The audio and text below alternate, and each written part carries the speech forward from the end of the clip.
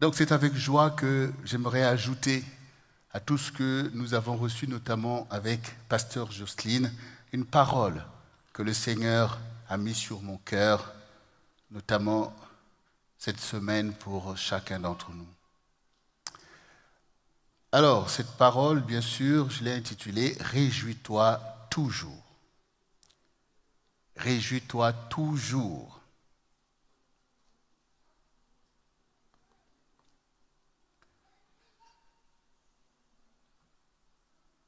Et pour clé, nous pouvons lire en fait ce passage qui se trouve dans Proverbe 17, 22, qui dit « Un cœur joyeux est un bon remède, mais un esprit abattu dessèche les eaux. »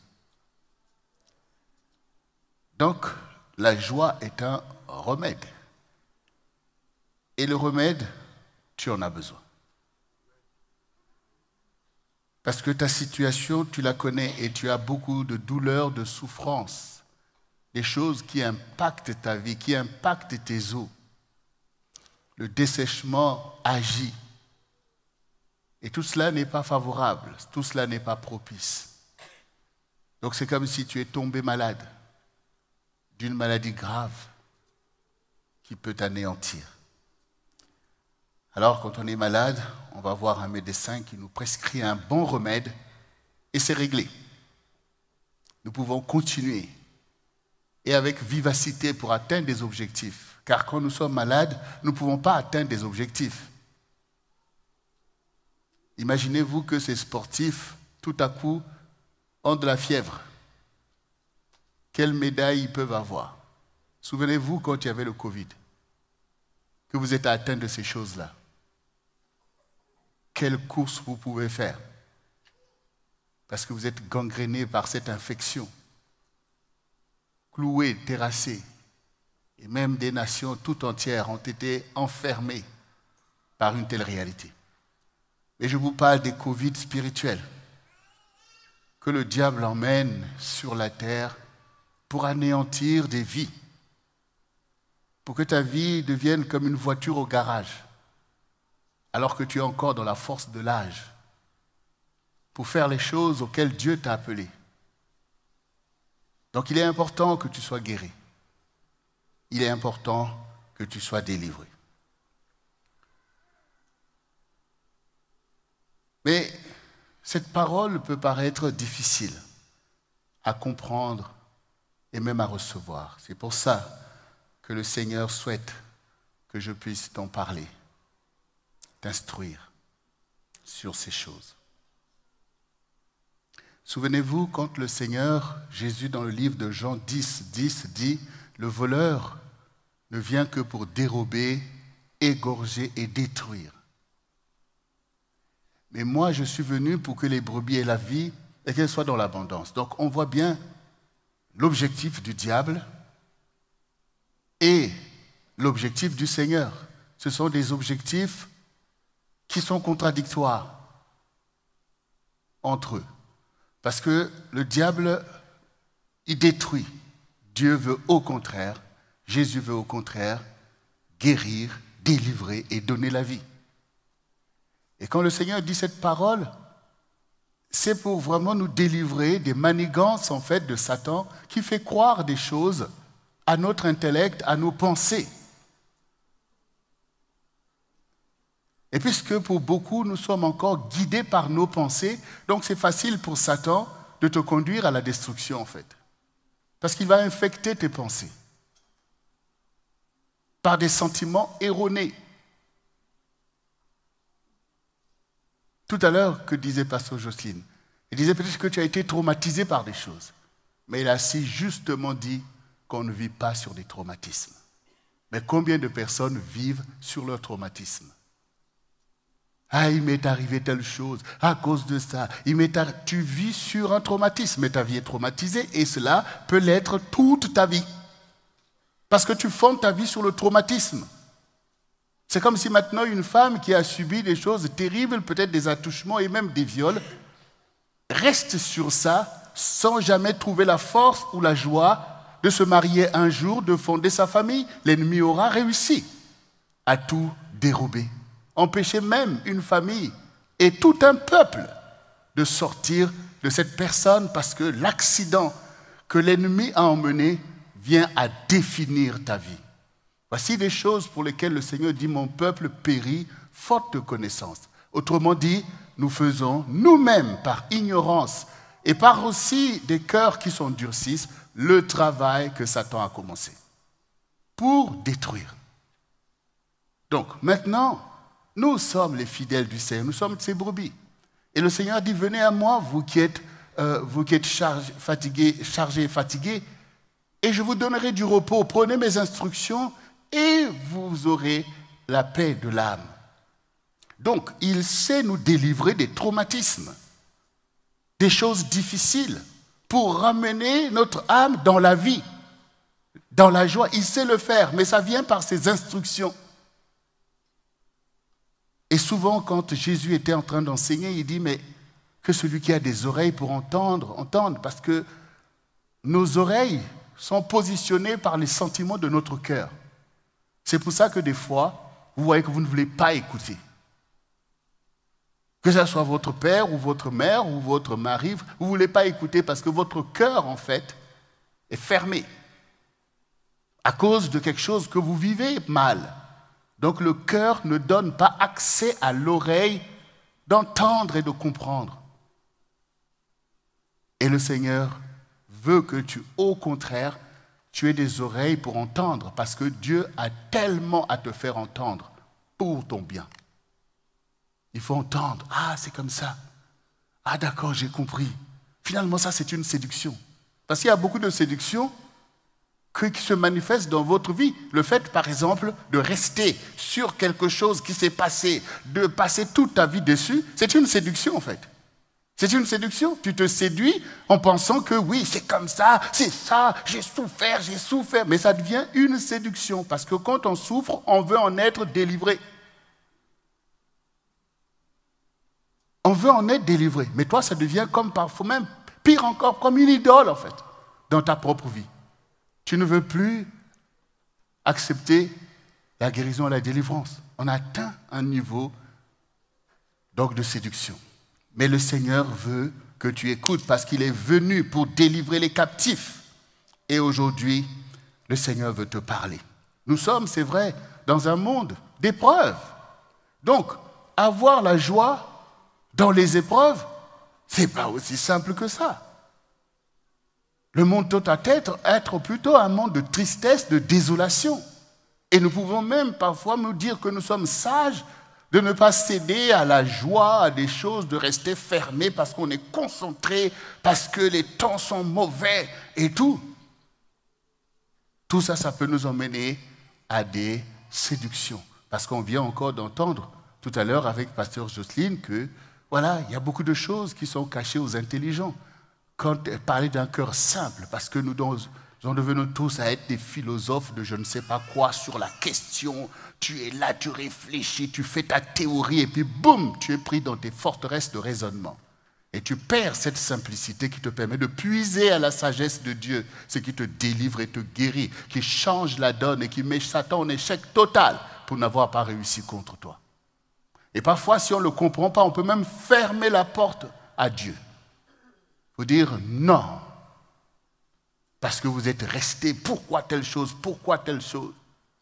Les forteresses de raisonnement. C'est-à-dire que tes propres raisonnements ont créé la prison autour de toi. Alors que la Bible t'enseigne que les saints qui ont été jetés dans des fournaises, dans des fosses aux lions, les Joseph qui ont été méprisés par ses frères au point de vouloir le tuer, sont ceux qui sont la source de délivrance du peuple de Dieu par leur trajectoire faite de connaissance et d'abnégation dans la foi. Donc Satan veut t'attaquer, il veut dérober beaucoup de choses. Et parmi les choses précieuses que Satan dérobe, parmi ces choses, il y a la joie. Il veut écarter la joie de ta vie en sachant qu'elle est fondamentale pour ton âme et que c'est cette joie qui te met en communion avec Dieu parce que l'esprit de Dieu, c'est un esprit de joie. Regardez vous-même tout ce que Dieu a créé. que la lumière soit. Vous croyez que c'est un acte de tristesse? Un acte de désolation? Bon, que la lumière soit. Non, c'est la joie de Dieu qui s'exprime. Que la lumière soit. Boum, la lumière est là. Dieu dit, Dieu vit que c'est bon. Voilà. C'est ça l'esprit de Dieu. Et tu as été fait à la ressemblance de Dieu. Donc quand Satan, qui lui a perdu toutes ces choses, quand il vient t'attaquer, il veut d'abord te détourner de ce qui est de Dieu. Il veut d'abord extirper en toi ce qui est de Dieu. Donc il va s'attaquer aussitôt à la joie qu'il va enlever parce qu'il sait que c'est divin. Cette joie qui ne dépend pas des circonstances. Je ne parle pas de l'euphorie, des choses, quand tu as telle chose. Pourquoi dans le monde, les gens, en fait, ont besoin d'être euphoriques en prenant des substances illicites, en prenant du vin, tout ça? C'est pour simuler la joie. Mais en réalité, il n'y a pas une vraie joie. Il n'y a pas une vraie joie. Mais là, je te parle de la vraie joie. Celle qui vient de Dieu lui-même, qui fait partie de ton identité originelle. Et Satan donc va travailler à dérober cette joie. Et on le voit. Qu'est-ce qui caractérise en fait cette joie sainte, saine et innocente dont je parle? C'est les enfants. C'est les enfants en fait. Les enfants ont naturellement cette joie. Voilà. Vous pouvez voir un enfant, peut-être il s'est cogné le pied ou vous l'avez donné une fessée, il pleure, et puis quelques secondes plus tard, vous voyez, cette joie ne dépend pas des circonstances. C'est une joie qui est en eux. Et malheureusement, les enfants peuvent subir des traumatismes parce qu'on ne comprend pas cette joie. On commence à mettre l'enfant dans des conditions où il perd en fait aussi cette joie que toi-même tu as perdue depuis longtemps. Et c'est traumatisant pour les enfants, puisqu'on parle de traumatisme. Donc cette joie vient de Dieu.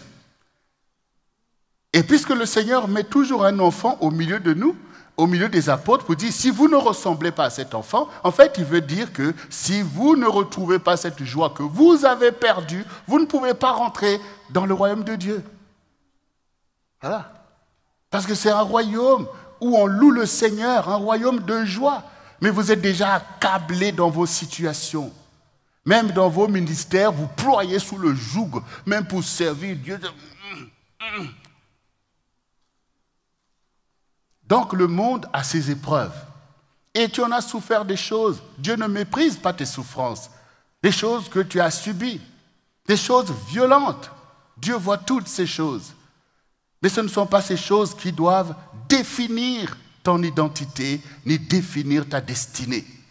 Ce n'est pas un homme qui doit définir ta destinée. Ce n'est surtout pas ton ennemi qui doit définir ta destinée. C'est Dieu lui-même.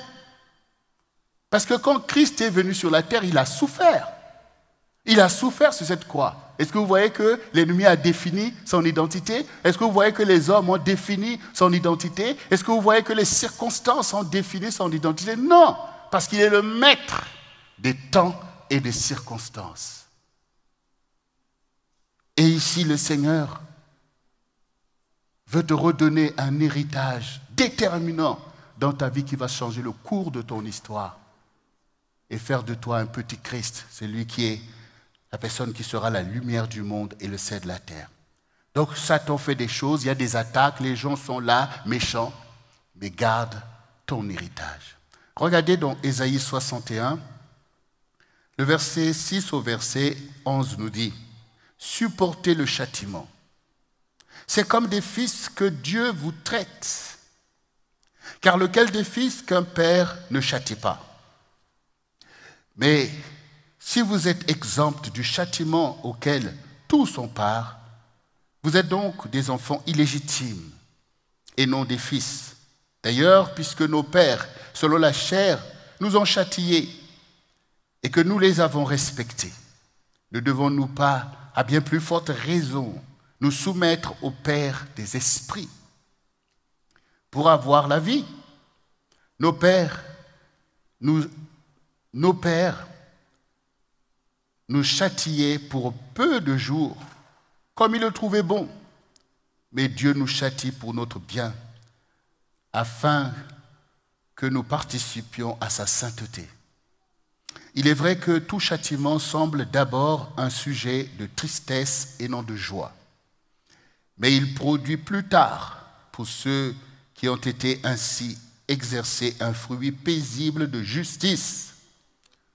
Fortifiez donc vos mains languissantes et vos genoux affaiblis, et suivez avec vos pieds les voies droites, afin que ce qui est boiteux ne dévie pas, mais plutôt se raffermisse. Recherchez la paix avec tous et la sanctification sans laquelle personne ne verra le Seigneur. Veillez à ce que nul ne soit privé de la grâce de Dieu, à ce qu'aucune racine d'amertume poussant des rejetons ne produise du trouble et que plusieurs n'en soient infectés. Nous devons donc, dans notre marche quotidienne en tant que croyants, savoir que Dieu veut nous délivrer des déviations dangereuses que Satan met dans nos pensées, dans nos raisonnements et dans notre façon de marcher. Dieu ne veut pas que notre âme se perde dans les ténèbres. Dieu ne veut pas que l'ennemi puisse arriver à ses fins. Parce que Satan, il vient séduire ton âme. Donc, il ne va jamais te dire, je suis Satan, suis-moi. Donc, il va te séduire pour dire, mais oui, mais ne suis pas cette voie aberrante. Vas-y, suis ta propre voie. Connaissons le bien et le mal. Donc, il va toujours vouloir venir mettre en toi des raisonnements qui te flattent pour dire, c'est moi, j'en ai assez. Oui, je fais comme ça, je refuse. Donc, il veut mettre en fait la révolte. Il veut mettre la révolte pour que tu ne puisses pas accepter la correction de Dieu. Le châtiment de Dieu, c'est une correction. Et aujourd'hui, nous retrouvons dans une situation, dans une génération où, par exemple, on en arrive à voter des lois pour interdire aux parents de corriger leurs enfants. Vous voyez? Or, la correction, c'est exactement comme à l'école, quand vous faites des devoirs, on vous corrige. Si vous avez faux, on va dire que vous avez bien. Donc, on dit non, c'est pas comme ça, c'est comme ça. Et donc, la prochaine fois, avec la correction, mais quand tu vas reproduire l'exercice, tu as réussi. Oui. Les profs ne sont pas en train d'enseigner pour que tu aies faux dans ce que tu fais. Donc leur travail, c'est de donner des devoirs pour voir si tu as compris. Donc Dieu qui nous enseigne la voie que nous devons suivre, la voie droite comme on l'a entendu, est toujours en train de nous corriger. Et David, qui avait compris ces choses, quand vous lisez le psaume 119, vous comprenez toutes ces choses. David disait, ne me laisse pas égarer loin de ta parole. Donc ne me laisse pas suivre mes propres pensées, mais ramène-moi toujours dans ta parole. Mais ramener dans la parole veut dire une correction. Souvenez-vous des corrections que Dieu a données à David. Toi aussi, Dieu te donne des corrections. Quand tu prends les voies erronées, Dieu te donne une correction. Et du coup, Dieu ne souhaite pas que cette correction qu'il te donne soit pour toi une source de désolation. Mais que tu prennes au contraire conscience de la valeur que tu as à ses yeux. Effectivement, les enfants intelligents, quand leur père les reprend ou leur mère, en fait, ils arrivent à comprendre l'attente qu'on a sur eux. Mais tous ceux qui sont insensés, non seulement qu'ils méprisent la correction qu'on leur donne, tout ce qu'ils veulent, c'est qu'on leur foute la paix pour foutre le bordel. Et ils sont contents quand personne ne les reprend. Mais tu es déjà perdu. Parce que plus tu fais des mauvaises choses, et plus Satan te séduit, et plus tu penses que c'est bien, et l'enfant peut devenir un vrai voyou, faisant le mal, et même verser du sang. Donc, vous voyez, c'est dangereux. Donc je veux que tu comprennes que ton Dieu qui te conduit, il est ton Père, il te corrige. Mais cette correction ne doit pas te mener à renoncer à la joie et à laisser que l'ennemi trouve avantage pour venir gangréner ton cœur par la colère ou par la rébellion. Mais plutôt sois comme David. Pour dire, oui, tu m'as corrigé, éclaire mes ténèbres, je m'humilie devant toi. Oui. Donc c'est ce que nous venons de voir ici. Et donc effectivement, une épreuve, une correction, il y a une tristesse qui va se manifester. Mais comprenez par le principe que j'ai rappelé tout à l'heure qu'on ne peut pas bâtir sur un traumatisme. Donc, cette tristesse qui est le fait d'être éprouvé, comme nous le sommes tous, ne doit pas être un fondement sur lequel tu te tiens. Mais un moment pour toi de réaliser, un moment pour toi de te laisser corriger, puisque Dieu te ramène toujours dans le droit chemin, te ramène toujours dans sa gloire et dans sa joie. Donc l'irritation, la tristesse, toutes ces choses en fait qui vont se manifester. Personne ne peut dire que je n'ai pas éprouvé une irritation ou une tristesse. C'est pas ça. Dieu n'est pas en train de dire que vous n'allez pas éprouver ces sentiments-là. Mais il est en train de te dire, tu ne peux pas suivre cette voie. Tu ne peux pas t'asseoir sur ta tristesse comme mode de vie. Tu dois comprendre pourquoi ce châtiment a été là, pourquoi cette épreuve est là. Et tu dois passer, en fait, ton chemin au travers de cette épreuve. Regardez les gens, les sportifs, ils se mettent eux-mêmes en épreuve. C'est ça qu'ils sont en train de faire là. Personne ne t'a dit, tu te lèves, oh, je vais aller courir les 1500 mètres.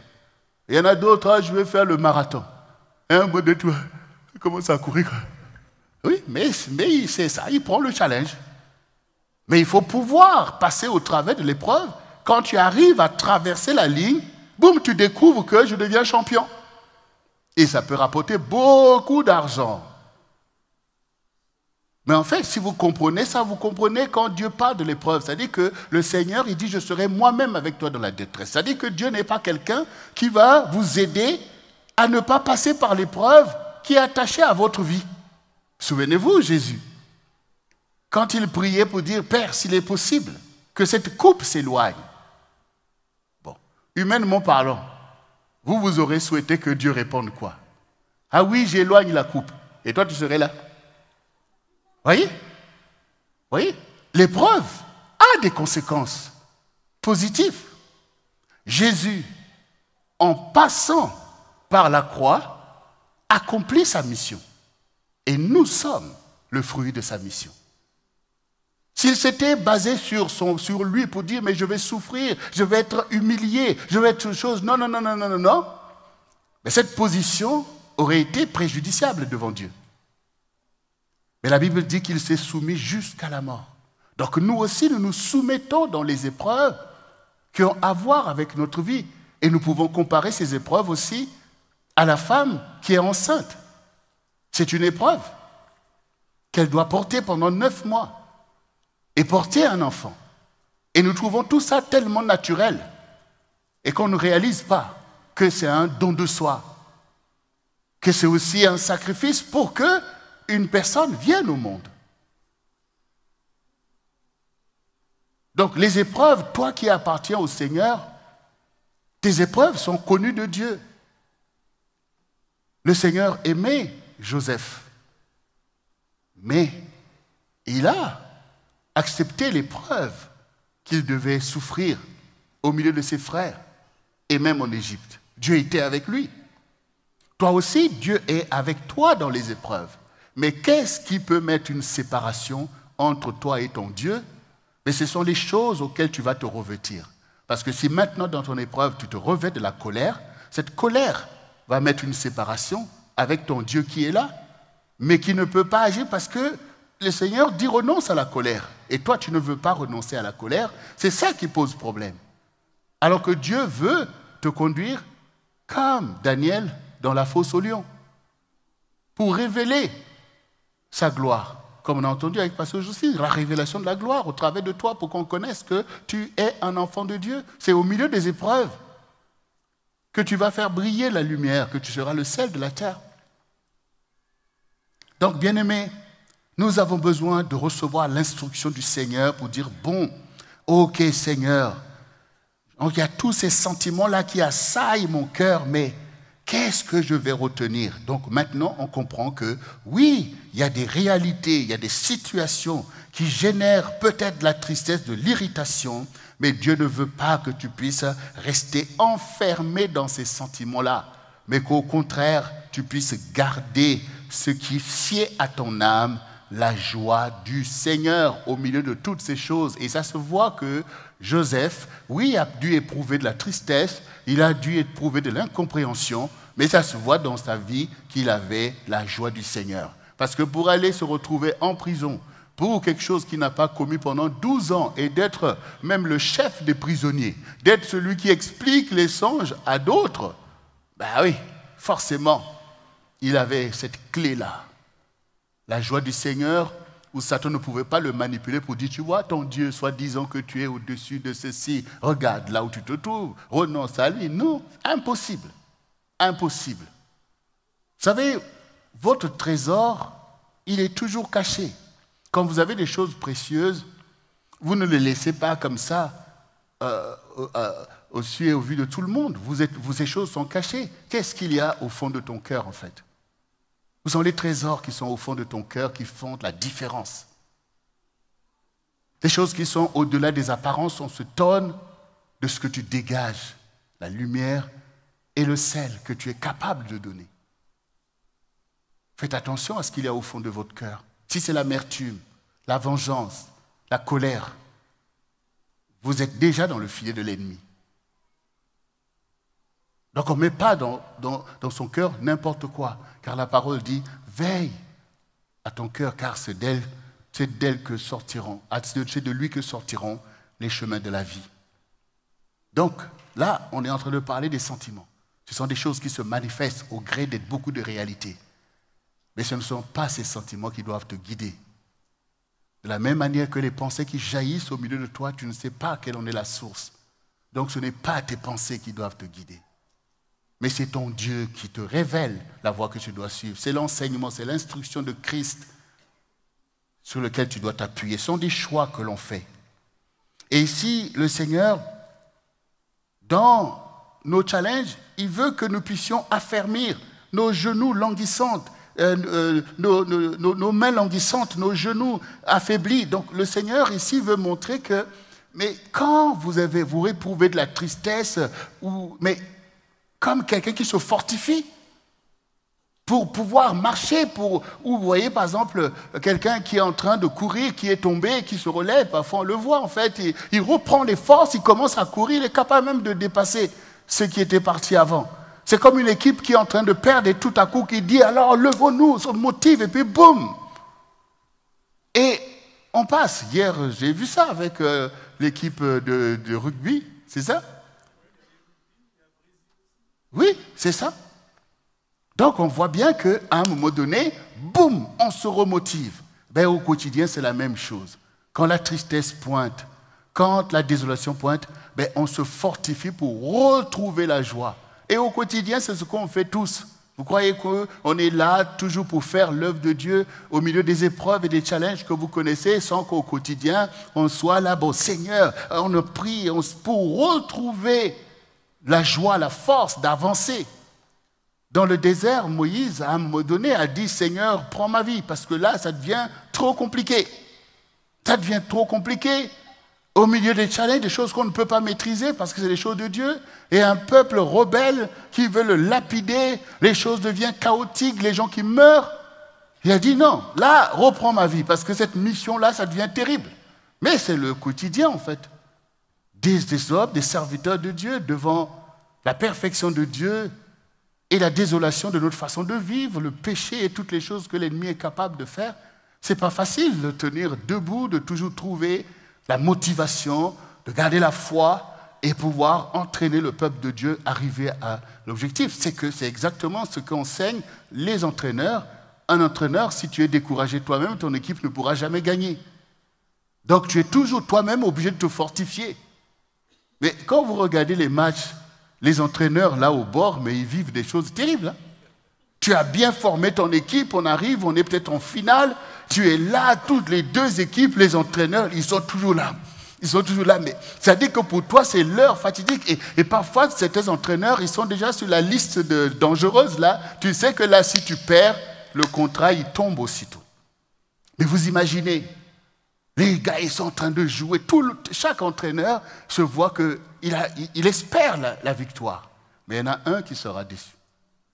Parce que c'est comme ça. Mais il faut toujours se relever. Il faut toujours se motiver. Toi aussi, quand tu vois que la colère s'est installée, dis non, je ne reste pas dans cette défaite. Il faut que je retrouve la joie du Seigneur. Il faut que je retrouve la paix de Dieu. Eh bien, tu commences à prier, louer. Et la plupart des personnes, quand tu as un coup dur, eh bien, c'est là que tu abandonnes la prière. C'est là que tu abandonnes la méditation de la parole de Dieu. C'est là que tu abandonnes la louange. C'est une grave erreur. C'est là que tu as besoin de ces choses pour que ton esprit retrouve la voix de Dieu. C'est là que tu as besoin de force, bien-aimé. C'est ça qu'il dit, affermissez vos mains languissantes, on ne se laisse pas avoir parce que l'ennemi, c'est ça qu'il attend. Il t'a volé quelque chose, il ne veut pas s'arrêter là. Il veut encore dérober et il veut finir par tout détruire. Non, non, il faut réagir. Il faut réagir. Il ne faut pas abandonner les valeurs, il ne faut pas abandonner la force. C'est ce que nous venons d'entendre. Regardez, bien-aimés, dans 2 Corinthiens 11, du verset 6 à 10, ce qui est écrit. Si je voulais me glorifier, je ne serais pas un insensé, car je dirais la vérité, mais je m'en abstiens, afin que personne n'ait à mon sujet une opinion supérieure à ce qu'il voit en moi ou ce qu'il entend de moi. Et pour que je ne sois pas enflé d'orgueil à cause de l'excellence de ces révélations, il m'a été mis une écharde dans la chair, un ange de Satan, pour me souffleter et m'empêcher de m'enorgueillir. 3 fois j'ai prié le Seigneur de l'éloigner de moi, et il m'a dit, ma grâce te suffit, car ma puissance s'accomplit dans la faiblesse. Je me glorifierai donc bien plus volontiers de mes faiblesses, afin que la puissance de Christ repose sur moi. C'est pourquoi je me plais dans mes faiblesses, dans mes outrages, dans les calamités, dans les persécutions, dans les détresses, pour Christ. Car quand je suis faible, c'est alors que je suis fort. Ici, l'apôtre parle en fait d'un homme à qui a été visité le 3e ciel. Vous voyez les versets qui précèdent. Et il dit, voilà, je me glorifierai d'un tel homme. Et tout à l'heure, pasteur José nous parle de l'importance de la révélation. Et Dieu aussi te donne des révélations. Toi aussi, tu as des songes. Toi aussi, tu as des visitations. Toi aussi, tu t'es retrouvé au milieu des anges. Et ici, Paul montre au travers de ça que quand nous avons ces visitations du Seigneur, c'est un poids de gloire. Dieu nous donne de participer à l'éternité de cette façon-là. Nous sommes avec les saints. Dieu fait ces choses. Vous qui êtes ici, au CRC, forcément, vous êtes impactés par le Saint-Esprit. Mais quelle valeur tu donnes à ces choses? Quand tu te réveilles, est-ce que ce sont ces choses qui prédominent pour dire, ah, Dieu m'a parlé, Dieu m'a fait voir ceci, ou alors tes réalités difficiles qui reviennent te récupérer pour passer des journées terribles? Non, il faut que tu comprennes, comme il dit ici, que nous avons des sujets de joie, de Christ qui est au milieu de nous, du Saint-Esprit qui nous conduit, qui nous montre des choses qui nous dépassent. Et ces choses sont une grande joie. Beaucoup de gens suivent Dieu sans savoir c'est quoi, ils n'ont jamais eu la preuve, même de son existence. Mais toi, Dieu multiplie cette communion avec toi. Et le Seigneur veut te faire marcher sur les hauteurs.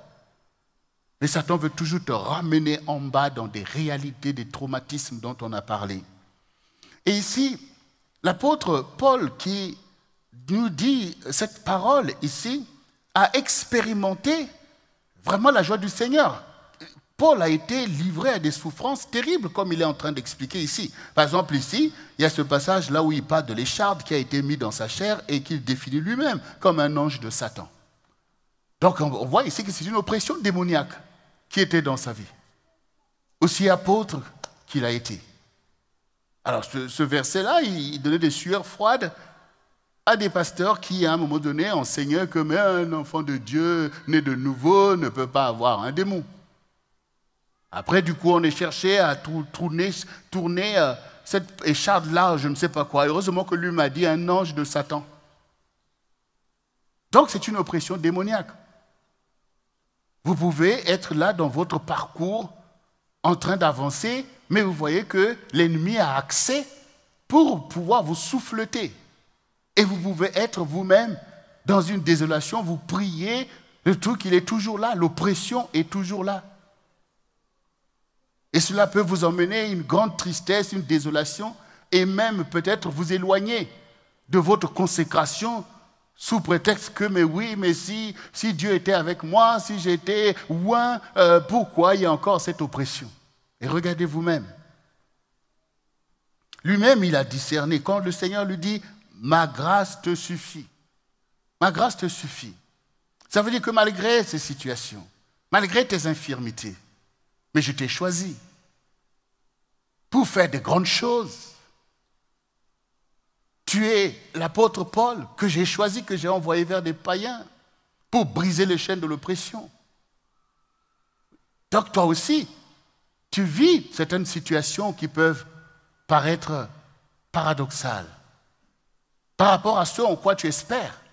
Satan voudrait que tu puisses perdre l'espérance. Mais il n'a pas pu, malgré cette situation que Dieu a permis, il n'a pas pu sortir Paul de l'espérance pour dire, oh, laisse tomber d'aller dans les nations, de faire toutes les nations des disciples, regarde toi-même, telle infirmité, telle chose. Non, Paul a été zélé par la connaissance. Donc ça veut dire que vous devez marcher par la connaissance et non pas par vos émotivités. Non, la connaissance, qu'est-ce que Dieu t'a fait connaître? Fais comme Dieu t'a fait connaître. Parfois, on est là, on peut prier, on voit qu'il y a des oppressions, mais on avance. Satan n'aura jamais le dernier mot sur les saints. C'est Dieu qui a le dernier mot. C'est Dieu qui te permet l'épreuve. Il saura t'en délivrer lui-même. C'est ce que Paul dit. De toutes les épreuves, Dieu l'en a délivré. Donc là, vous commencez à comprendre que nous ne pouvons pas tout maîtriser, mais nous recevons la connaissance, la révélation. Et comme les sportifs, quand ils ont appris, ils appliquent la discipline et ils sont champions. Nous aussi, quand Christ nous enseigne, nous marchons selon cette connaissance et nous sommes plus que vainqueurs. Nous sommes plus que vainqueurs, bien-aimés. Et du coup, finalement, Paul, dans cette instruction que Dieu lui a donnée, au lieu d'être triste pour dire « Mais Seigneur, 3 fois j'ai prié, tu me dis que ta grâce me suffit », lui, il a compris que finalement, la puissance de Dieu s'accomplit dans la faiblesse. Dieu n'a pas besoin que nous soyons, je ne sais pas comment, pour manifester sa puissance et faire de grandes choses. Eh bien, il a compris que, ce qui importe ici, c'est la joie du Seigneur. Donc maintenant, je me plais dans mes faiblesses. C'est-à-dire que, même si je suis dans une faiblesse, je ne peux pas faire ça, je ne peux pas monter là, mais je garde la joie. Parce que c'est ça, se plaire. Les gens disent, mais attends, tu es malade, mais pourquoi tu es toujours Jésus, Seigneur et tout? Mais je me plais dans mes faiblesses. Je me plais parce qu'il est connecté à Dieu. Il voit que Dieu est avec lui et que Dieu maîtrise tout ça. Mais toi, quand tu es dans une telle situation inconfortable, boum, tu es en colère. Ben, Satan est là avec toi. Il est là, sur cette colère en fait. Et tu es loin de Dieu. Mais Paul a compris que, non, je ne veux pas me laisser manipuler. C'est comme disait Pasteur Jocelyne. Parfois, tu es manipulé dans tes pensées. Des choses sont toujours compliquées. Faites attention. Le raisonnement, les pensées, c'est le domaine de prédilection de Satan, manipulateur des émotions. Dieu y révèle les choses. Et par cette révélation, tu opères, boum, tu as la victoire. C'est ça, bien-aimé.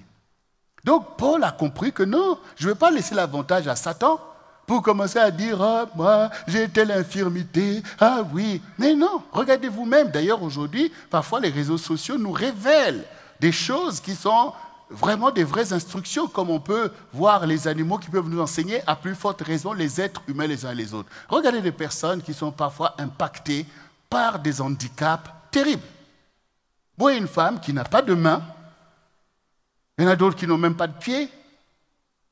d'autres qui ont un seul pied, et regardez ce qu'ils sont capables de faire, et qu'aujourd'hui, par l'Internet, finalement, on met en lumière beaucoup de choses qu'on n'aurait jamais vues au journal de 20 heures. Donc tu peux voir des gens qui sont dans une condition d'handicap par rapport à toi, qui est là avec tes 2 pieds, tes 2 mains, et en train de déprimer tous les jours de ta vie. Donc on voit la performance que peut libérer un esprit instruit, un esprit qui finit par se dire, mais je suis vivant. Je suis vivant, par rapport à ceux qui sont morts, je suis vivant. Et puisque je suis vivant, j'ai le droit de vivre. Je ne suis pas condamné. Et donc vous voyez en fait des exploits terribles. Des gens qui sont dans la joie. Des gens qui sont dans la joie parce que ce qu'il y a de plus important dans la vie, c'est la vie elle-même. C'est ta vie qui est importante. Voilà. Tant que cette vie s'exprime, elle doit être manifestée la gloire de Dieu. Donc toi aussi, dans ton inconfort, il faut toi aussi te plaire dans ta faiblesse. Et comme je vous ai toujours dit, la faiblesse n'a rien à voir avec le péché. Ça n'a rien à voir. D'ailleurs, quand vous commettez des péchés, vous êtes loin d'être faible. Vous êtes fort dans le mal. Vous êtes fort dans ces choses. Donc la faiblesse a à voir, comme l'autre fois j'ai pris un enfant, je dis à l'enfant, monte ici, il ne peut pas. Donc il n'a pas la force de monter dans ce challenge. Parfois dans la faiblesse, vous n'avez peut-être pas le moyen de pouvoir satisfaire à tous vos besoins. Parfois vous n'avez peut-être pas assez de force pour aller travailler, avoir suffisamment d'argent pour payer votre loyer. Vous êtes menacé, vous sentez cette faiblesse qu'il vous manque quelque chose. Vous voyez, ce n'est pas un péché. Mais c'est une faiblesse qui peut être préjudiciable et Dieu va vous fortifier. C'est de ça qu'il s'agit. Donc quand Paul est en train de dire je me plais dans mes faiblesses, il n'est pas en train de dire je me plais dans le péché comme certains pensent que quand on parle de faiblesse, on parle de péché. Non, non. On parle des choses que vous avez du mal. Parfois certains, tu as du mal à prier, tu as du mal à jeûner ou toutes ces choses. Donc Dieu va venir te fortifier. Il n'est pas en train de te condamner que parce que tu n'as pas fait ces choses, c'est terminé pour toi. Non, il va te fortifier comme on a entendu. Affermis-toi, tu vas y arriver. Vaillant guerrier. Regardez vous-même ce que Dieu a dit à Gédéon. Vaillant héros. Vous voyez ? Et les faiblesses, c'est des choses, il parle aussi ici, je me plais dans mes faiblesses, dans mes outrages. C'est-à-dire les gens me calomnient. Par exemple, les gens peuvent te traiter de tous les noms. Oui, peut-être à cause de ta race ou à cause de je ne sais pas quoi. Et puis boum, tu te mets en colère. Ce n'est pas la bonne réponse. Et ces choses sont tellement devenues naturelles en nous par le péché d'Adam. Donc, se laisser manipuler, réagir d'une façon erronée, c'est le commun de tous les hommes. Mais c'est ce dont Dieu veut nous soustraire. C'est l'intelligence de l'esprit que tu dois avoir. Parce que le combat, ce n'est pas contre la chair et le sang. C'est contre les dominations, les principautés, les puissances de l'air, les esprits méchants. Ils travaillent. Et ils travaillent, en fait, à rendre ton esprit captif. Donc, du coup, ici, Paul en l'outrage et lui donne gloire au Seigneur. Oui. Mais combien même de serviteurs ont abandonné le ministère parce qu'on t'a outragé, parce qu'on t'a mal parlé. Tu laisses tomber tout ça.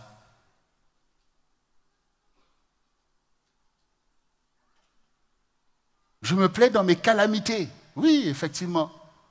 Quand tu marches dans la voie du Seigneur, d'ailleurs le Seigneur Jésus lui m'a dit, si quelqu'un veut vivre pieusement en Jésus-Christ, il aura des tribulations. Celui qui veut me suivre, et qu'il renonce à lui-même, qu'il prenne sa croix. Mais la croix, c'est quand même un instrument pour te torturer toi-même. La croix, c'est pour clouer toi-même, toi-même en fait. Ah, je veux ceci, mais si Dieu ne veut pas, boum, tu dois obéir. Donc ici, Paul ici veut nous montrer que, voilà, gardons la joie dans les calamités, dans les persécutions, dans les détresses, pour Christ. La joie, c'est Christ, pour Christ, pour Christ. Quand on nous... D'ailleurs, les apôtres, la première fois qu'on les a fouettés par le Sanhédrin, qui les ont battus de verges et tout, quand ils sont sortis, ils étaient contents. Ils se sont dit, ah, Dieu nous a trouvés dignes d'être outragés pour son nom. Dieu nous a trouvés dignes. Enfin, vous voyez, donc ça veut dire qu'ils ont dit, voilà, là, on commence à nous maltraiter à cause de Christ. Ils en ont trouvé un sujet de joie. Parce qu'ils savent que ces choses ont un poids de gloire. Si Christ a été ainsi malmené devant eux, ainsi maltraités, cloués, ils ont vu toutes ces choses et ils ont vu aussi le Seigneur dit Père, pardonne-leur car ils ne savent ce qu'ils font. Et ils ont vu que quand Christ est revenu vers eux, il ne s'est pas plaint, voilà, j'ai souffert, j'ai fait ceci. Il a dit les femmes qui sont venues à la tombe, il dit, allez-y dire à mes frères, je les attends en Galilée. Et quand ils ont vu le Seigneur, il dit, mais regardez, regardez, c'est bien moi. C'est bien moi. Voyez, c'est bien moi. Donc, nous ne souffrons pas la détresse à cause de nos péchés, du genre, on est allé faire, je ne sais pas, du n'importe quoi, mais c'est à cause de Christ que les gens peuvent nous mépriser. C'est à cause de Christ que tu souffres les choses que tu dois souffrir. C'est à cause de Christ que tu jeûnes. C'est à cause de Christ que Satan s'acharne sur toi. C'est à cause de Christ. Ça, c'est un poids de gloire. Ça, c'est un poids de gloire. Il ne faut pas laisser Satan croire que tu ne comprends pas ces choses et que tu es amer, tu es attristé. Non, non, non, non, non, non, non, non. Non, c'est un poids de gloire. Tu dois toujours louer le Seigneur. Tu dois toujours lui donner gloire. Parce que quand tu es faible, c'est alors que tu es fort. C'est alors que tu es fort. Oui, bien-aimé, il faut quand même regarder des choses que quotidiennement, continuellement, nous sommes dans ces choses. Alors que si chacun cherchait son intérêt, on serait plus confortable. Voilà. Mais nous avons renoncé à nous-mêmes pour Christ. Si lui s'est retrouvé dans l'inconfort, nous ne cherchons pas un confort qui ne soit pas à la gloire de Dieu. Ce que nous voulons, c'est la réussite des destinées qui nous sont attachées à notre vie. Ce que nous voulons, c'est que le royaume avance. Ce que nous voulons, c'est le bonheur du peuple de Dieu. Ce que nous voulons, c'est le salut des âmes. C'est ça, la cause pour laquelle nous sommes sur la terre. Et nous voulons partager les souffrances de Christ, sa détresse, pour mieux avoir part à sa gloire. Nous sommes les saints du Seigneur. Alors, bien-aimés, donc, comme nous l'avons lu au début, voici le passage qui nous donne de donner le titre qu'on a donné, c'est Philippiens 4, partie du verset 1. C'est pourquoi, mes bien-aimés et très chers frères, vous qui êtes ma joie et ma couronne, demeurez ainsi fermes dans le Seigneur. Mes bien-aimés, j'exhorte Euvodie et j'exhorte Syntyche à être d'un même sentiment dans le Seigneur. Et toi aussi, frère, fidèle collègue, oui, je te prie de les aider, elles qui ont combattu pour l'évangile avec moi, et avec Clément et mes autres compagnons d'œuvre, dont les noms sont dans le livre de vie. Réjouissez-vous toujours dans le Seigneur. Je le répète, réjouissez-vous. Que votre douceur soit connue de tous les hommes. Le Seigneur est proche. Ne vous inquiétez de rien, mais en toute chose, faites connaître vos besoins à Dieu par des prières et des supplications avec des actions de grâce. Et la paix de Dieu qui surpasse toute intelligence gardera vos cœurs et vos pensées en Jésus-Christ. Au reste, frères, que tout ce qui est vrai, tout ce qui est honorable, tout ce qui est juste, tout ce qui est pur, tout ce qui est aimable, tout ce qui mérite l'approbation, ce qui est vertueux et digne de louange, soit l'objet de vos pensées.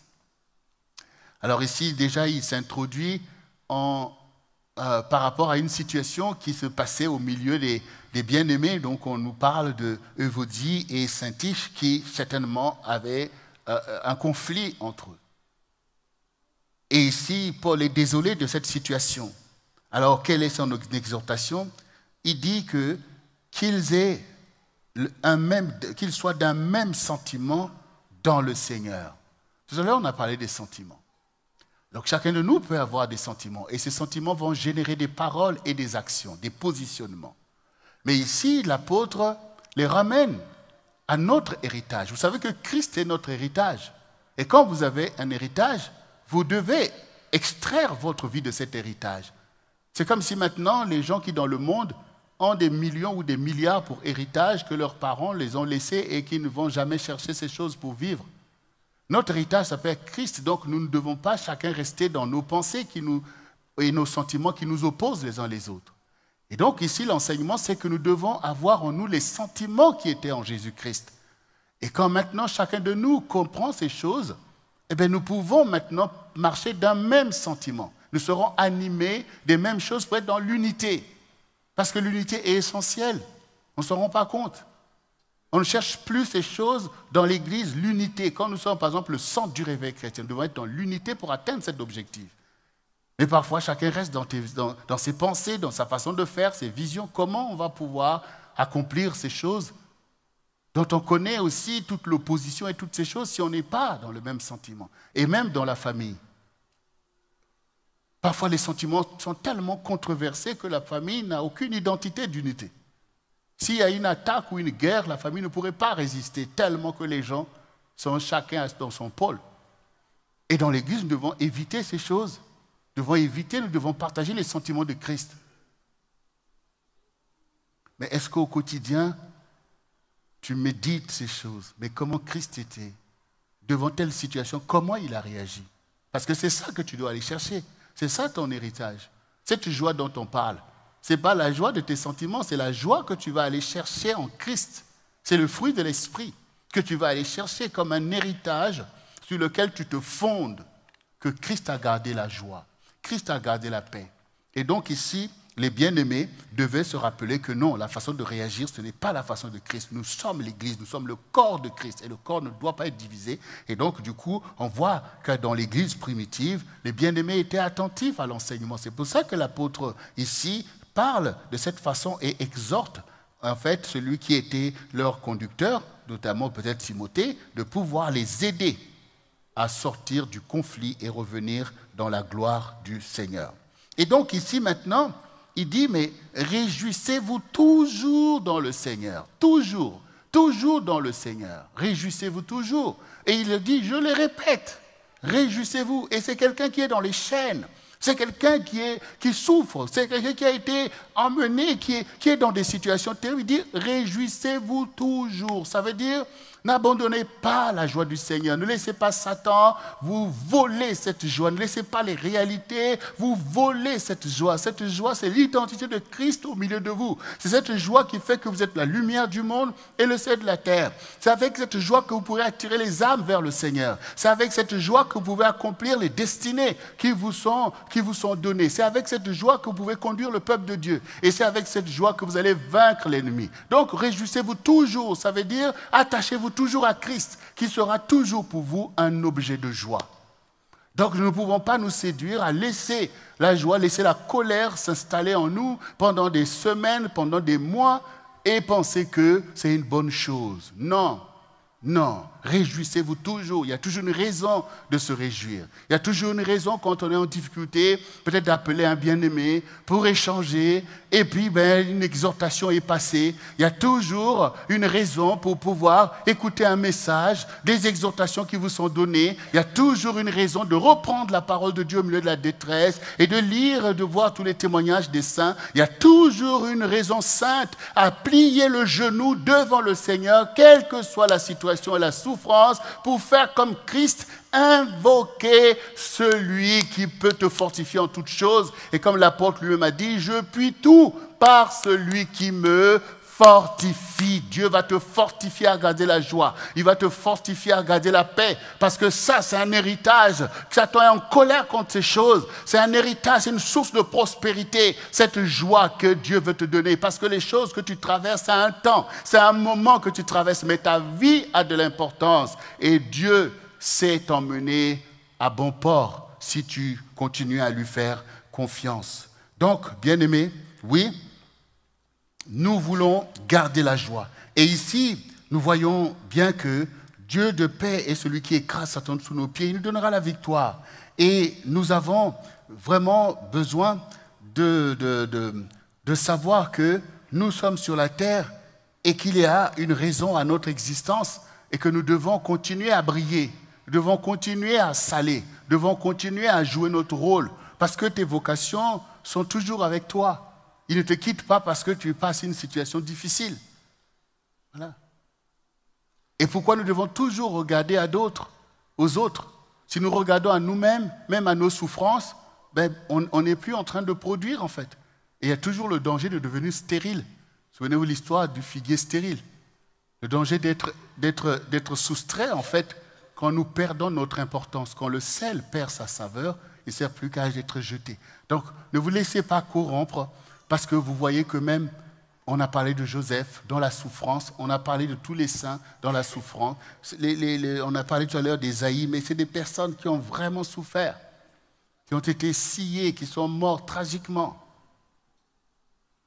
Mais ils ont produit et nous en sommes nous-mêmes encore à être éclairés par leur lumière. Toi aussi, que ta lampe ne s'éteigne pas. Le monde est un monde de challenge, mais toi, tu es un héros de la foi.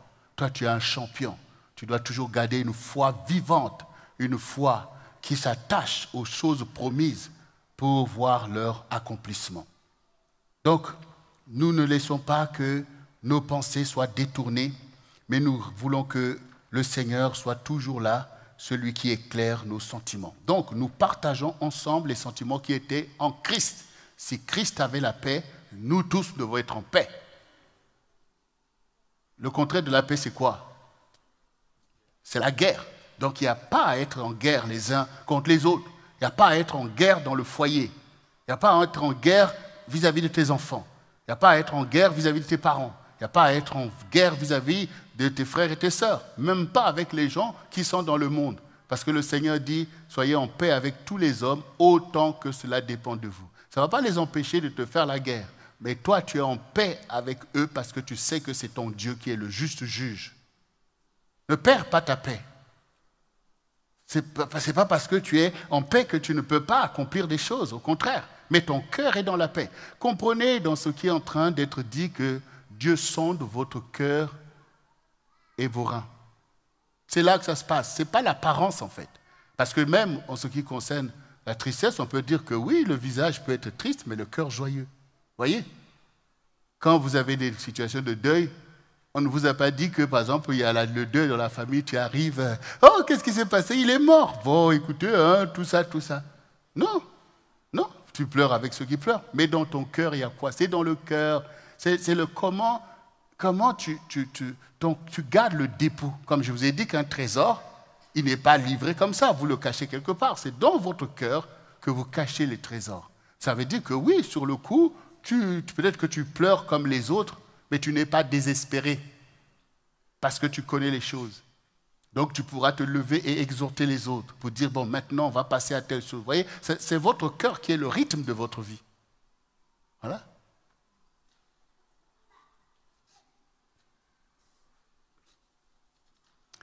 Donc, bien-aimés, marchons dans une joie parfaite. Et encore, bien-aimés, le Seigneur aussi, dans Jean 15, versets 7 à 15, nous dit, « Si vous demeurez en moi et que mes paroles demeurent en vous, demandez ce que vous voudriez et cela vous sera accordé. Si vous portez beaucoup de fruits, c'est ainsi que mon Père sera glorifié et que vous serez mes disciples. Comme le Père m'a aimé, je vous ai aussi aimé. Demeurez dans mon amour.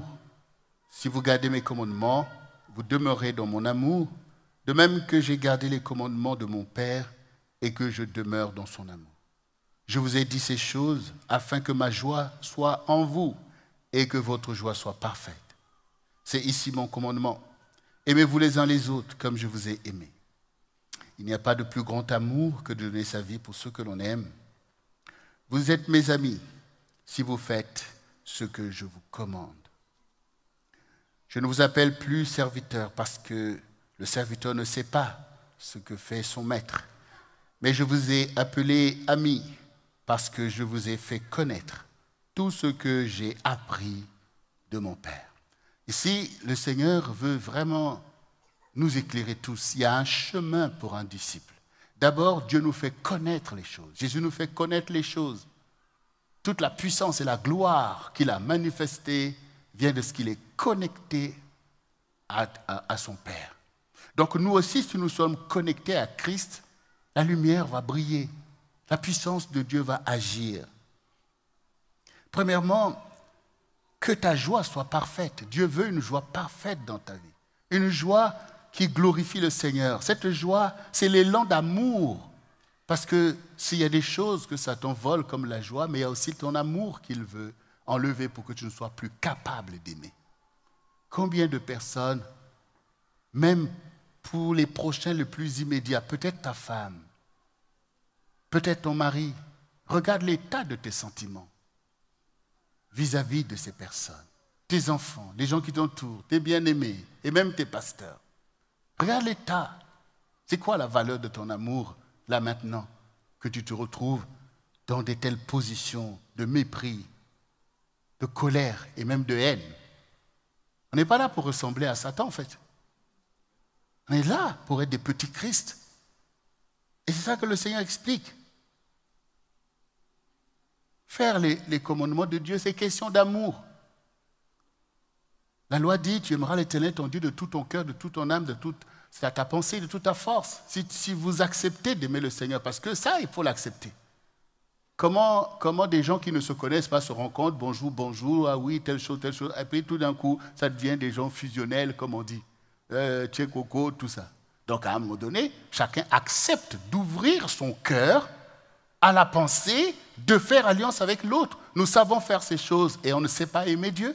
On ne sait pas ouvrir notre cœur à Dieu, que Seigneur, tu es mon Dieu, tu es mon Seigneur, je t'aime, je m'engage et que la gloire de Dieu soit manifestée. C'est ce que Jésus recherche ici. Voilà. Parce qu'il veut régner sur nous. Mais il faut que notre cœur, il veut une relation d'amour pour pouvoir accomplir sa gloire. Et la joie. Le Seigneur, quand il dit cette parole, il sait que dans quelques jours, ses disciples seront témoins de toutes les choses qu'il va souffrir. Ils vont voir leur maître crucifié. Il dit, voilà, je vous dis toutes ces choses pour que ma joie soit parfaite. Malgré tout ce qui va m'arriver, restez en paix, soyez dans la joie. Parce que tout ça, je l'ai accepté. Personne ne peut me prendre ma vie. Moi-même, je la donne pour mes brebis. Donc, vous voyez, le Seigneur ne veut même pas que sa mort soit un sujet de désolation au point où les apôtres sont ravagés et que même que l'ennemi les entraîne à aller se suicider comme l'autre qui est allé se suicider, en fait. Non, il dit que non, gardez ma paix, tout ça, voilà. On va rentrer à Jérusalem et le Fils de l'homme sera livré aux mains des impies qui vont le flageller et tout. Même Pierre qui a entendu ça dit, mais maître, qu'à Dieu ne plaît, ça ne t'arrive pas. Il dit, Satan, arrière de moi. Voyez, le Seigneur veut au contraire préparer ses disciples à des choses qui vont arriver. De la même manière que toi aussi, ta vie peut passer par des épreuves. Dieu ne veut pas que ça soit pour toi comme la fin de l'histoire. Non, Dieu est avec toi au travers de ces épreuves. Il va te faire triompher. Donc ici, le Seigneur ici veut montrer que la joie et l'amour, ça va ensemble. La joie et l'amour, ça va ensemble. C'est le rythme de notre cœur. C'est le cœur de la révélation. Tu dois garder la joie et l'amour du Seigneur. Des choses contre lesquelles Satan ne peut rien faire. Et ce sont des choses qui manquent terriblement à ta génération. Nous finissons par nous habituer à la calamité, nous habituer au traumatisme, comme disait Pasteur José, à la détresse, à l'état catastrophique de nos propres familles, l'état catastrophique des couples, y compris au milieu des enfants de Dieu. Le manque d'amour, la colère, le ressentiment, la vengeance, les infidélités, n'en parlons pas. Ce n'est pas bon. Ce n'est pas ça l'Église. Il faut revenir à l'Église. La communion avec Christ, la révélation de la gloire de Dieu. Dieu veut se réjouir en nous. Dieu veut se réjouir en nous. Le Seigneur lui-même, le premier, a méprisé les souffrances, toutes les choses qu'il a souffert pour donner gloire à Dieu. Et nous ne pouvons pas laisser que nos cœurs soient gangrénés par la tristesse comme si Jésus n'est pas bon pour nous. Faisons attention, bien-aimés. Parce que la vraie louange, elle sort au milieu de tous ces challenges, en fait. La louange, ce n'est pas une euphorie de joie, tout va bien, alléluia, alléluia. Non, on donne gloire à Dieu, même du fond de la détresse. C'est très important, bien-aimés, qu'aujourd'hui, nous puissions, par la grâce de Dieu, aller reprendre notre héritage qui est la joie du Seigneur, qui est au-dessus de toutes choses. Alors, bien-aimés, pour pouvoir conclure encore ce message par ce passage que nous connaissons bien dans Ésaïe 61, du verset 6 au verset 11 qui nous dit « Mais vous, on vous appellera sacrificateur de l'Éternel. On vous nommera serviteur de notre Dieu. Vous mangerez les richesses des nations et vous vous glorifierez de leur gloire. Au milieu de votre opprobre, vous aurez une portion double. Au lieu de l'ignominie, ils seront joyeux de leur part. Ils posséderont le double dans leur pays, et leur joie sera éternelle. Car moi, l'Éternel, j'aime la justice. Je hais la rapine avec l'iniquité. Je leur donnerai fidèlement leur récompense. Et je traiterai avec eux une alliance éternelle. Leur race sera connue parmi les nations, et leur postérité parmi les peuples. Tous ceux qui les verront reconnaîtront qu'ils sont une race bénie de l'Éternel. Je me réjouirai en l'Éternel, mon âme sera ravie d'allégresse en mon Dieu, car il m'a revêtu des vêtements du salut, il m'a couvert du manteau de la délivrance. Comme le fiancé s'orne d'un diadème, comme la fiancée se pare de ses joyaux, car comme la terre fait éclore son germe, et comme un jardin fait pousser ses semences, ainsi le Seigneur, l'Éternel, fera germer le salut et la louange en présence de toutes les nations. Bien-aimés, c'est pour notre bien que Dieu nous instruit. Dieu veut que nous soyons un peuple béni, un peuple saint. Mais le fondement, l'héritage, les sentiments de Christ qui nous délivrent du péché, qui nous mettent hors de la manipulation de l'ennemi, qui nous donnent d'être affermis dans nos sentiments, c'est ce qui va nous conduire vers ce que Dieu nous a déclaré, notamment cette année, en parlant de la puissance, de la gloire de Dieu et de la prospérité. Toutes ces choses sont importantes. Alors sortons du filet de l'oiseleur et appliquons notre cœur à suivre les instructions du Seigneur qui fera de nous une race bénie au milieu de notre génération. Un ministère émérite, porté par des personnes qui sont des serviteurs et même des amis du Seigneur, parce que nous abandonnons tout pour sa gloire, parce que nous lui faisons confiance. Il faut avoir une foi qui fait confiance que Dieu ne va pas t'abandonner au milieu de tes challenges, parce que tu lui fais confiance, que ses promesses connaîtront pour toi leur accomplissement, et même pour le peuple de Dieu que tu portes dans ton cœur. Ne participe pas à l'œuvre de Satan qui est cette œuvre de destruction, mais participe à l'œuvre de Christ qui est venu pour que ses brebis aient la vie et qu'elles soient dans l'abondance. Il faut que nous ne soyons pas des gens qui agissent avec parcimonie au milieu des uns et des autres. Aime ton prochain comme toi-même. Prenons l'avantage de faire du bien aux gens qui nous entourent. Nous ne pouvons pas réagir comme les païens.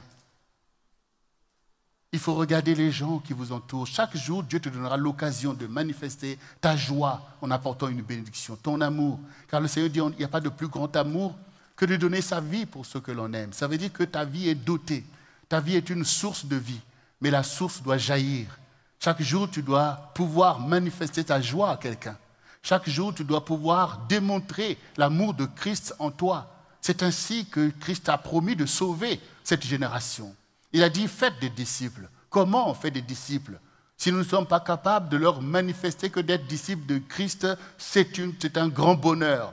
S'ils ne nous voient pas être prolifiques dans l'amour et dans la joie, nous ne sommes pas en train de faire l'œuvre de l'Évangile. Nous ne sommes pas en train d'élever la bannière de Christ sur notre génération si nous sommes des gens pris en échec par des sentiments qui ne sont pas à la gloire de Dieu que Satan distille pour détruire. Il faut que tu deviennes ce disciple, ce serviteur et cet ami de Christ. C'est l'objectif de l'enseignement. C'est l'objectif de notre dévotion. Il faut parvenir à la connaissance de la vérité. Il faut que tu sois la lumière et le sel.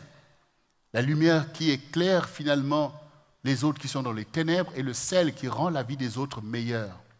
Alors, bien-aimés, chaque jour, laissons triompher notre joie afin que la tristesse et le découragement ne soient pas notre part. Chaque jour, faisons briller l'amour de Christ en nous afin qu'il y ait des témoignages à la gloire de Christ.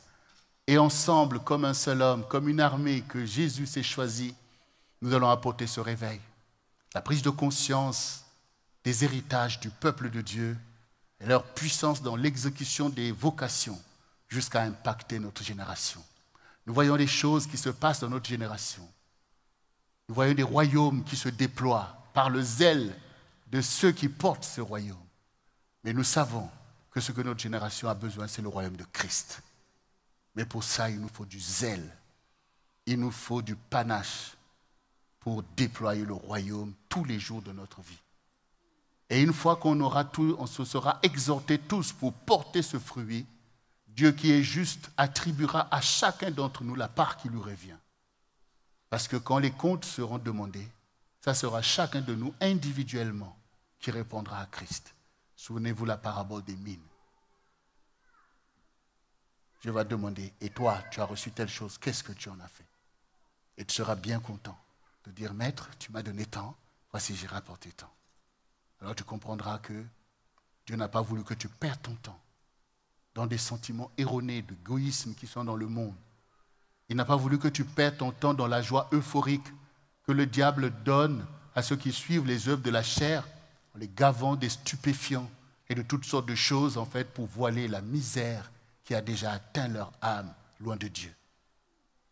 Mais toi, tu as la responsabilité de déployer la joie du Seigneur afin que ceux qui sont dans les ténèbres voient la lumière et viennent au Seigneur.